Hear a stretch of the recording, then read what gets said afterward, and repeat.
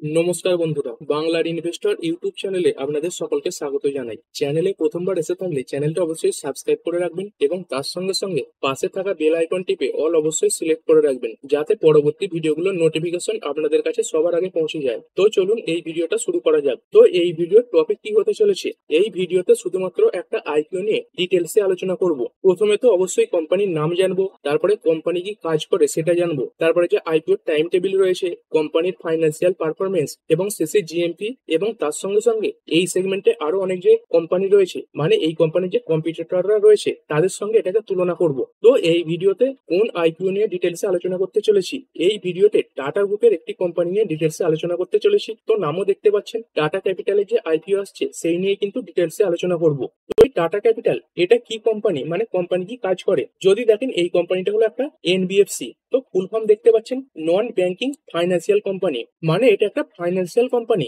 কিন্তু এটা ব্যাংক নয়। এই জন্য প্রথমে জেনে নেওয়া দরকার নর্মাল যে ব্যাংক রয়েছে এবং তার সঙ্গে সঙ্গে যে এনবিএফসি রয়েছে এদের মধ্যে তফাৎটা কি। তো চলুন সেটাও দেখে নিই। তো একটা ইমেজ ওপেন করে নিয়েছি। তো দেখতে পাচ্ছেন প্রথমে যে কলমটা রয়েছে এটা হচ্ছে নর্মাল যে ব্যাংক রয়েছে, দেখতে পাচ্ছেন শিডিউল্ড কমার্শিয়াল ব্যাংক, এবং এই পরের যে কলমটা সেটা হচ্ছে এনবিএফসি বা নন ব্যাংকিং ফাইন্যান্সিয়াল কোম্পানিজ, এদের লিস্ট। তো চলুন তফাৎগুলো একটু দেখে নিই। তো যদি দেখেন বর্তমান পর্যন্ত এই যে এইউএম বা অ্যাসেট আন্ডার ম্যানেজমেন্ট, মানে কোম্পানি কত টাকা ম্যানেজ করছে, তো নর্মাল যে ব্যাংকগুলো রয়েছে তাদের কাছে রয়েছে 182.8 লাখ কোটি টাকা। তো সেখানে এনবিএফসি এদের কাছে কম রয়েছে 28.2 লাখ কোটি। তো এর আগে এটা অনেকবার বুঝিয়েছি, যাদের কাছে এই এইউএম এইগুলো কম থাকবে তাদের কিন্তু বেড়ে যাওয়ার সুবিধা বেশি। কারণ দেখুন, এই 182 থেকে ডবল করতে গেলে যে সময়টুকু লাগবে সেখানে কিন্তু এই 28 থেকে ডবল করতে তার থেকে অনেকটা কম সময় লাগবে। তারপর নেট অ্যাডভান্সেস, মানে এই কোম্পানিগুলো ইতিমধ্যে কত টাকা লোন দিয়ে রেখেছে। তো দেখতে পাচ্ছেন নেট অ্যাডভান্সেস এটা 182.8 লাখ কোটি। সেখানে এনবিএফসি এদের যে লোন এটা কিন্তু কিছুটা কম, 24.5 লাখ কোটি।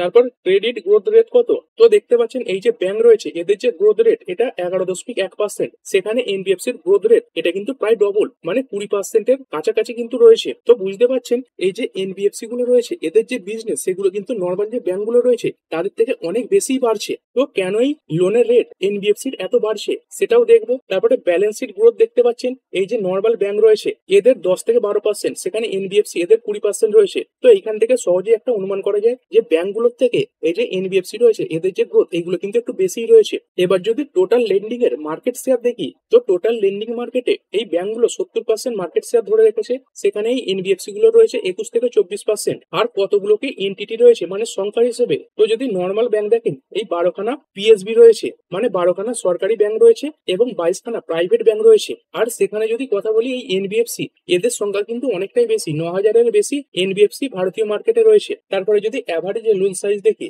তো দেখতে পাচ্ছেন হায়ার টিকিট সাইজ, মানে এদের যে লোনের পরিমাণ বা ব্যাংকের লোনের পরিমাণ এদের কিন্তু বেশি হয়। আপনি কিন্তু ব্যাংকের কাছে এই 10,000 15,000 টাকা ধার নেওয়ার জন্য যাবেন না, সেখানেই এনবিএফসি এদের যে লোনের সাইজ এটা কিন্তু কম, দেখতে পাচ্ছেন লোয়ার টিকিট সাইজ। তো এই এনবিএফসি এরা 10 থেকে 15,000 20,000 এরকম লোনও কিন্তু দিয়ে থাকে, এবং পরবর্তীকালে এই যে লোনের সাইজ সেটা কিন্তু আরো ছোট হতে পারে। সেখানে কিন্তু ব্যাংকগুলোর এই লোনের সাইজ সেটা এত ছোট হবে না। তো ব্যাংকগুলো কোন কোন সেগমেন্টে বিশেষ করে লোন দিয়ে থাকে দেখতে পাচ্ছেন, অল সেগমেন্ট। আর কোন কোন সেগমেন্টকে বেশি প্রায়োরিটি দেয়, যেগুলো বড় বড় সেগমেন্ট রয়েছে সেগুলোকেই কিন্তু প্রায়োরিটি দেয়। সেখানে যদি দেখেন এই এনবিএফসি এরা রিটেল এমএসএমই তারপর যে স্পেশালাইজড সেগমেন্ট সব ক্ষেত্রেই লোন দেয়, মানে ছোটখাটো সব ধরনের লোনই কিন্তু দিয়ে থাকে। তো কারাই ব্যাংক এবং এনবিএফসি এদেরকে কন্ট্রোল করে, তো দেখতে পাচ্ছেন রেগুলেটরি বডি দুজনেরই কিন্তু আরবিআই। তো আরবিআই ব্যাংকগুলোকে কন্ট্রোল করে এই ব্যাংকিং রেগুলেশন অ্যাক্টের মাধ্যমে, সেখানে এই এনবিএফসি গুলোকে কন্ট্রোল করে এনবিএফসি গাইডলাইনের মাধ্যমে। এরা তো নিশ্চয়ই এখন ক্লিয়ার হয়ে গেল যে ব্যাংক এবং এনবিএফসি এদের মধ্যে তফাৎ কি রয়েছে। হ্যাঁ, আর আগে এখানে যে বলছিলাম এই ক্রেডিট গ্রোথ রেট এটা কেন এনবিএফসির এত বেশি বাড়ছে,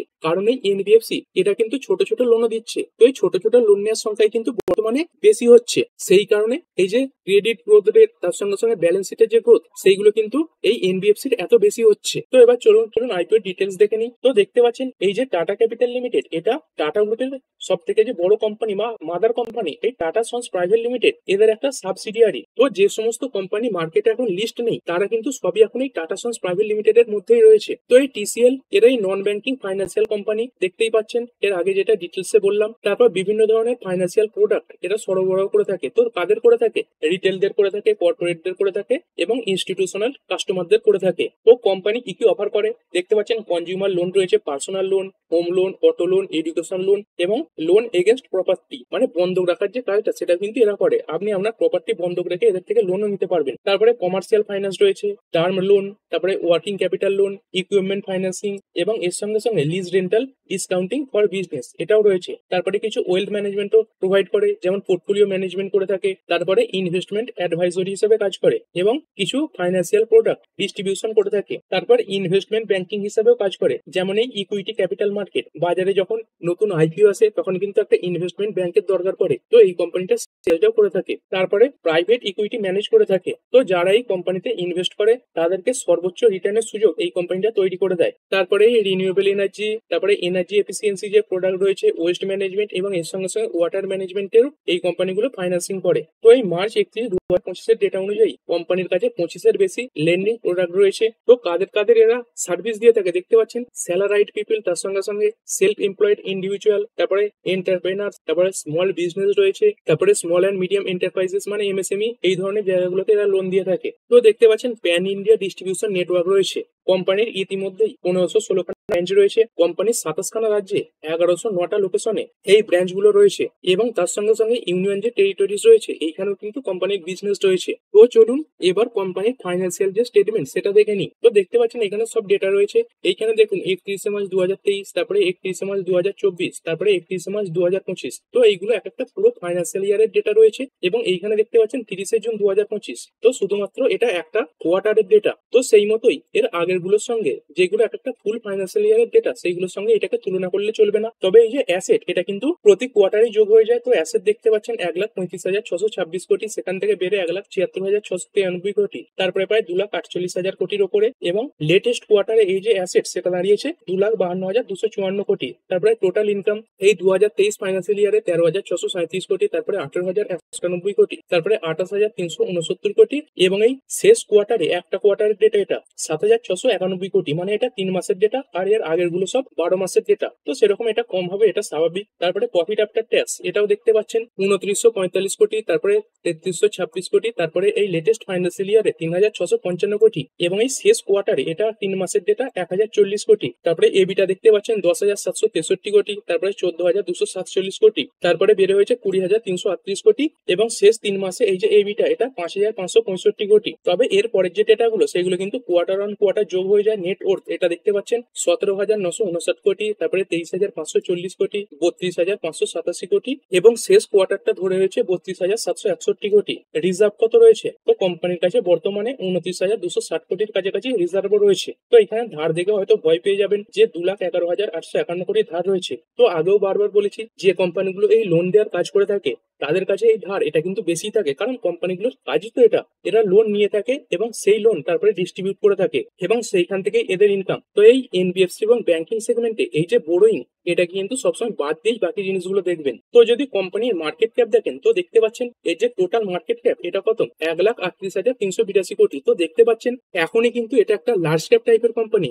তো এই কোম্পানিতে ইনভেস্ট করে যদি ভাবেন যে 2-4 মাসে ডবল হয়ে যাবে, 6 মাসে ডবল হয়ে যাবে, তাহলে কিন্তু সেটা প্রায় অসম্ভব বলতে পারেন, কারণ এটা একটা লার্জ ক্যাপ কোম্পানি। তো স্মল ক্যাপ হলে সেখানে যেমন সম্ভাবনা থাকতো যে খুব তাড়াতাড়ি বাড়বে, এখানে কিন্তু সেই সম্ভাবনাটা নেই। সেরকমই উল্টো দিকে রিস্কও কিন্তু স্মল ক্যাপ এবং মিড ক্যাপ এদের থেকে অনেকটাই কম। আরওই রয়েছে 12.6%। ডেট টু ইকুইটি এটা একটু বেশি থাকবে কারণ এটা একটা NBFC, 6.60। Return on net worth এটা 11.2%। তারপরে প্রাইস টু বুক ভ্যালু দেখুন এটা কিন্তু অনেকটাই কম, 4.10, মানে একটা মোটামুটি ঠিকঠাক ভ্যালুয়েশনই মার্কেটে আসছে কিন্তু। তারপরে ইপিএস আইপিও আসার আগে 9, আইপিও আসার পরে 9.8, পি রেশিও 35.99 এবং আইপিও আসার পরে হবে 33.24। এরপর চলুন টাইম টেবিল দেখে নিই। তো আইপিও কবে থেকে ওপেন হচ্ছে?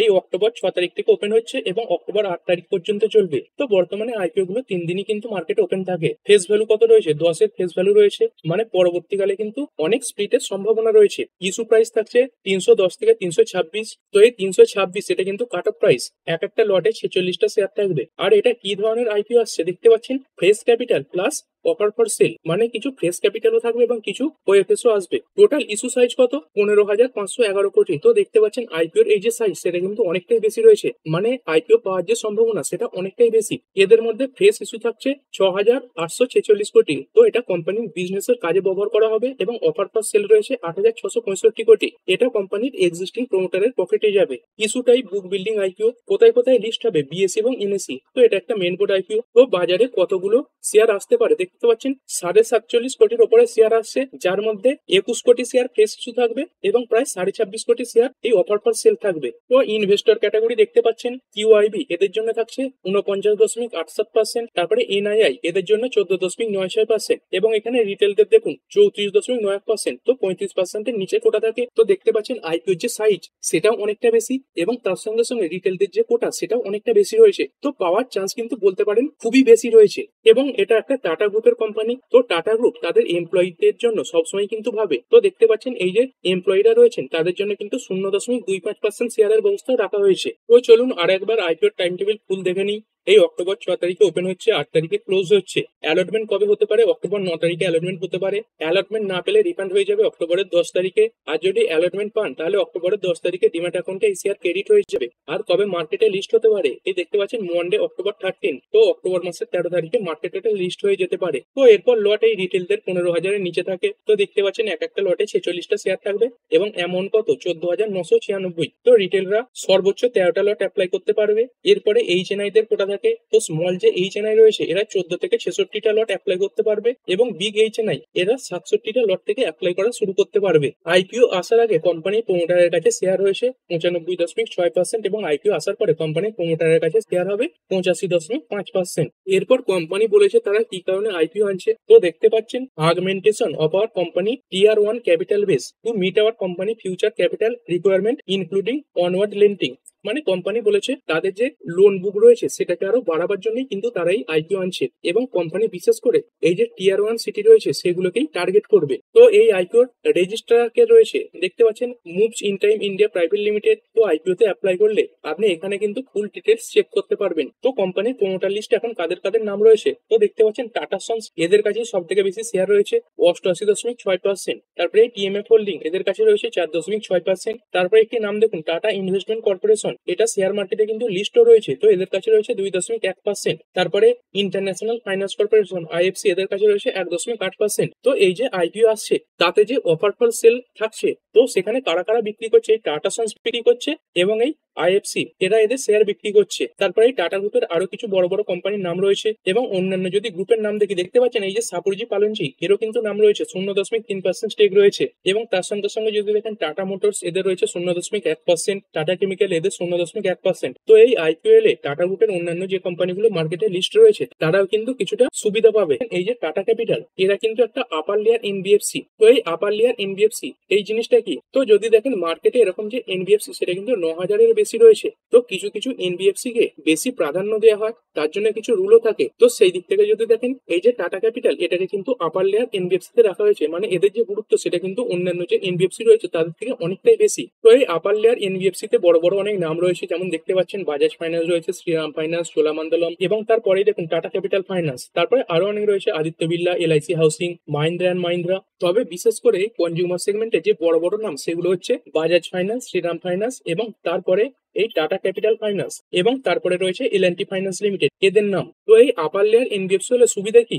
গভর্নমেন্ট এইগুলোকে একটু বেশি প্রাধান্য দেয়। যদি একটু উদাহরণ হিসেবে বলি, যেমন গভর্নমেন্ট কিছু ব্যাংকে একটু বেশি সুবিধা দেয়, যেমন তাদের মধ্যে 3টে ব্যাংক রয়েছে, state bank of India, HDFC bank এবং তার সঙ্গে সঙ্গে আইসিআইসিআই ব্যাংক। এই ব্যাংকগুলোকে গভর্নমেন্ট কিন্তু কখনোই ডুবতে দেবে না, মানে যতই পরিস্থিতি খারাপ হয়ে যাক এই ব্যাংকগুলোকে গভর্নমেন্ট যে কোনো মূল্যে টিকিয়ে রাখবে। কারণ এই ব্যাংকগুলো যদি ডুবে যায় তাহলে কিন্তু ভারতীয় যে অর্থ ব্যবস্থা সেটা পুরোপুরি ধ্বংস হয়ে যাবে। সেরকমই হচ্ছে এই যে এনবিএফসি গুলো রয়েছে। তো বুঝতে পারছেন এই যে এনবিএফসি রয়েছে এটা কিন্তু অনেকটাই সিকিউর। তো এবার চলুন কিছু পিয়ার কোম্পানির সঙ্গে তুলনা করে নিই। তো প্রথমেই বাজাজ ফাইন্যান্স রয়েছে দেখতে পাচ্ছেন, তারপরে শ্রীরাম ফাইন্যান্স রয়েছে এবং শেষে টাটা ক্যাপিটাল। তো প্রথম দিনকে বড় বড় এই যে এনবিএফসি এগুলোকেই তুলনা করব। তো দেখতে পাচ্ছেন বাজাজ ফাইন্যান্স এদের যে গ্রস লোন বুক এটা কত? 3.09 লাখ কোটি টাকা। তারপরে শ্রীরাম ফাইন্যান্স এদের 2.63 লাখ কোটি টাকা এবং টাটা ক্যাপিটাল এদের 2.26 লাখ কোটি টাকা। তারপরে গ্রোথ কেমন রয়েছে তো দেখতে পাচ্ছেন এই যে বাজাজ ফাইন্যান্স এদের যে গ্রোথ এটা 30%। তো এই ফাইন্যান্সিয়াল ইয়ার 2023 থেকে 25 পর্যন্ত এরকম সিএজিআর হারে বেড়েছে। তারপরে শ্রীরাম ফাইন্যান্স এদের যে গ্রোথ এটা কিন্তু 15 থেকে 17%, এবং টাটা ক্যাপিটাল এদের যে গ্রোথ এটা দেখতে পাচ্ছেন 37%। তো টাটা ক্যাপিটাল এদের যে লোন বুক সেটা কিন্তু বাকি যে কোম্পানিগুলো রয়েছে তাদের থেকে তাড়াতাড়ি বাড়ছে। তারপরে রেভিনিউ কিরকম, তো রেভিনিউ এর দিক থেকে দেখতে পাচ্ছেন বাজাজ ফাইন্যান্স এদের বেশি রয়েছে 52,000 কোটি। তারপরে যদি কথা বলি শ্রীরাম ফাইন্যান্স এদের 33,000 কোটি, এবং তারপরে টাটা ক্যাপিটাল এদের 28,000 কোটির উপরে। নেট প্রফিট বাজাজ ফাইন্যান্সের 15,000 কোটি, তারপরে শ্রীরাম ফাইন্যান্স এদের 7,300 কোটি, এবং টাটা ক্যাপিটাল এদের 3,646 কোটি। তারপরে নেট প্রফিট দেখতে পাচ্ছেন এই ফাইন্যান্সিয়াল ইয়ার 2023-এ 11,500 কোটি, তারপরে 5,800 কোটি, এবং তারপরে এই টাটা ক্যাপিটালে 3,029 কোটি।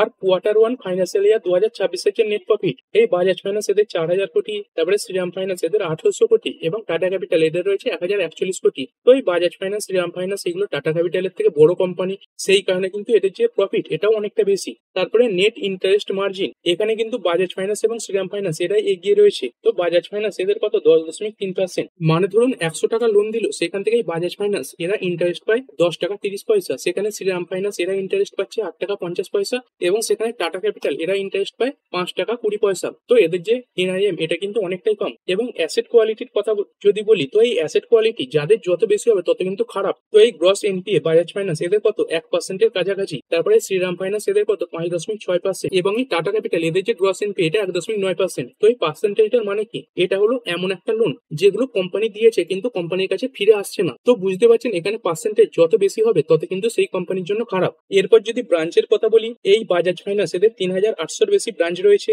তারপরে শ্রীরাম ফাইন্যান্স এদের রয়েছে 3,000-এর বেশি ব্রাঞ্চ, এবং টাটা ক্যাপিটাল এদের রয়েছে 1,400-এর বেশি ব্রাঞ্চ, এবং এই টাটা ক্যাপিটাল এদের কাছে 7 মিলিয়নেরও বেশি কাস্টমার রয়েছে। তো যদি আপনি এই তিনটে কোম্পানির মধ্যে তুলনা করতে যান এবং লং টার্মের জন্য তুলনা করেন, তাহলে কিন্তু আমি এই মুহূর্তে বাজাজ ফাইন্যান্স এটাকেই এগিয়ে রাখবো, এবং তারপরে টাটা ক্যাপিটালকে রাখবো, এবং তারপরে রাখবো শ্রীরাম ফাইন্যান্সকে। মানে আপনি যদি লং টার্মের জন্য যান তাহলে কিন্তু এই টাটা ক্যাপিটাল এর থেকেও ভালো একটি অপশন মার্কেটে কিন্তু রয়েছে, সেটা হচ্ছে বাজাজ ফাইন্যান্স। আর এরপরে তো জিএমপি এটা কত চলছে সেটা দেখতেই হবে। তো এর বর্তমান জিএমপি কত চলছে 8.59%। তো এস্টিমেট প্রফিট কত হতে পারে, একটা তো লট থাকে 15,000-এর কাছাকাছি, তো সেই 15,000-এর লট পিছু আপনি 1,288 টাকার কাছাকাছি প্রফিট পেতে পারেন। তবে আবারও বলে দিচ্ছি, এই যে জিএমপি এটা কিন্তু সবসময় পরিবর্তন হয়। এই জিএমপি এটা বেড়ে 18% হয়ে যেতে পারে, 28% হয়ে যেতে পারে, বা মাইনাসেও চলে আসতে পারে। তবে কিন্তু এটা বরাবরই দেখা গেছে যেসব আইপিও গুলো সাইজ বেশি থাকে সেইগুলো কিন্তু খুব বড় একটা লিস্টিং গেইন দিতে পারে না। তবুও আপনি যদি এই আইপিওতে অ্যাপ্লাই করেন তবে অবশ্যই অ্যাপ্লাই করার সময় এই যে জিএমপি সেটা কিন্তু অবশ্যই দেখে নেবেন। তো বর্তমানে মার্কেটের পরিস্থিতি খুবই খারাপ রয়েছে।